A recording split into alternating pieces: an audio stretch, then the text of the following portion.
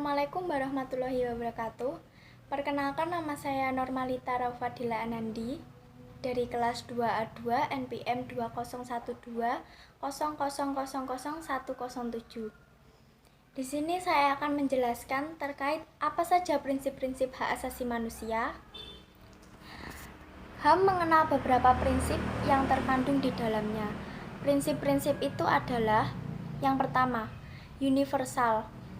HAM harus diberikan kepada semua orang tanpa pengecualian dan tanpa diskriminasi. Alasan mengapa semua orang berhak atas pemenuhan HAM adalah karena mereka manusia. Contohnya adalah hak memperoleh pendidikan, hak untuk memeluk agama, dan hak untuk mendapatkan perlindungan di mata hukum.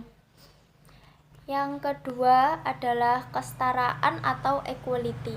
Konsep kesetaraan menekankan penghargaan terhadap martabat seluruh insan manusia.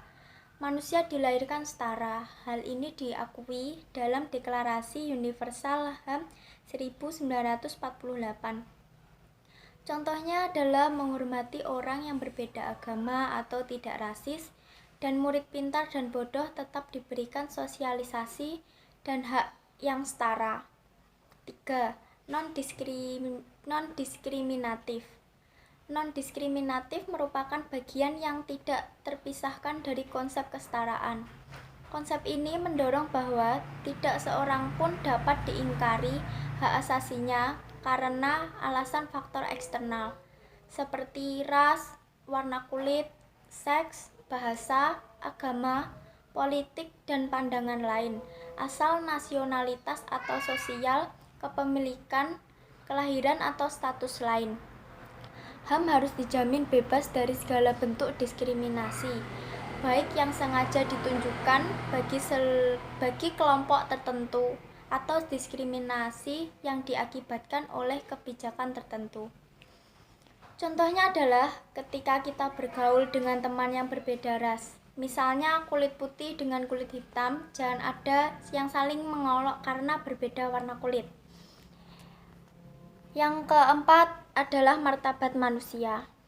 Prinsip-prinsip HAM didasarkan atas pandangan bahwa setiap individu patut untuk dihargai dan dijunjung tinggi tanpa memandang usia, budaya, kepercayaan, etnis, ras, gender, orientasi seksual, bahasa, ketidakmampuan, atau kelas sosial.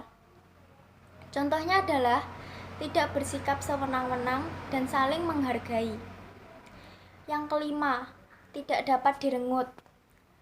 Hak yang dimiliki individu tidak dapat dicabut, diserahkan, atau dipindahkan. Namun dengan demikian tidak berarti HAM tidak dapat dibatasi atau dikurangi. Hal ini dapat dilakukan oleh pemerintah dengan alasan tertentu, misalnya keamanan nasional. Yang keenam adalah tanggung jawab. Negara dan para pemangku kewajiban lainnya bertanggung jawab untuk menaati hak asasi. Dalam hal ini, mereka harus tunduk pada norma-norma hukum dan standar yang tercantum di dalam instrumen-instrumen HAM. Seandainya mereka gagal dalam melaksanakan tanggung jawabnya, pihak-pihak yang dirugikan berhak untuk mengajukan tuntutan secara layak. Yang ketujuh, tidak dapat dipisah-pisahkan. HAM baik hak sipil, politik, sosial, budaya, ekonomi, semuanya bersifat inheren, yaitu menyatu dalam harkat martabat manusia. Pengabaian pada satu hak akan menyebabkan pengabaian terhadap hak-hak lainnya.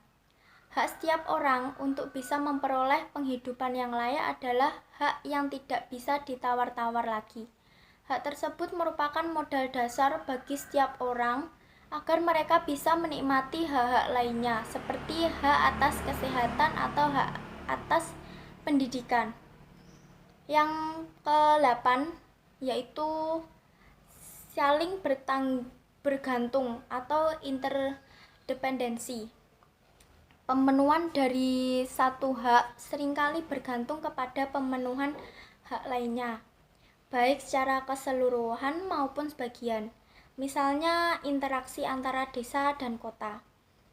Wilayah perkotaan membutuhkan sumber daya yang berasal dari desa, sedangkan desa membutuhkan hasil industri dan lapangan kerja yang disediakan oleh kota, sehingga hal tersebut akan menyebabkan ketergantungan. Sekian, terima kasih dari saya. Wassalamualaikum warahmatullahi wabarakatuh.